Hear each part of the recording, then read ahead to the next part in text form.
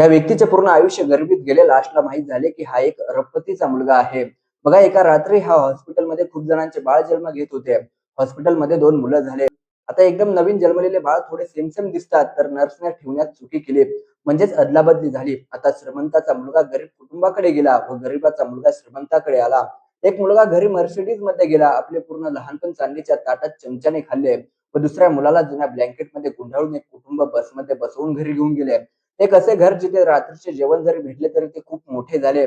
आता हळू-हळू ते दोन्ही मुलं मोठे झाले, परंतु जो गरीब कुटुंबात होता त्याला असे वाटत होते, लहानपणापासूनच माहीत नाही का, पण त्याने इंटरव्ह्यूमध्ये म्हटले होते, की त्याला वाटत होते हे सर्व त्याचे नाहीये व जो मुलगा चुकून श्रीमंत कुटुंबात गेला होता, त्याचे जे रिअल भाऊ होते त्यांना सुद्धा वाटत होते, की ह्याला दत्तक घेतलेले आहे.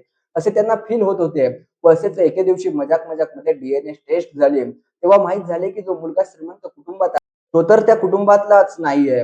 नंतर हॉस्पिटलच्या रेकॉर्डला चेक केले गेले व शेवटी पूर्ण कहाणी समोर आली व जो अरबपतीचा मुलगा गरिबीत जगला त्याला माहीत झाले, की त्याचे पूर्ण आयुष्य हिसकावून घेतले गेले व आता जे झाले ते झाले असे म्हणून तो थांबला नाही.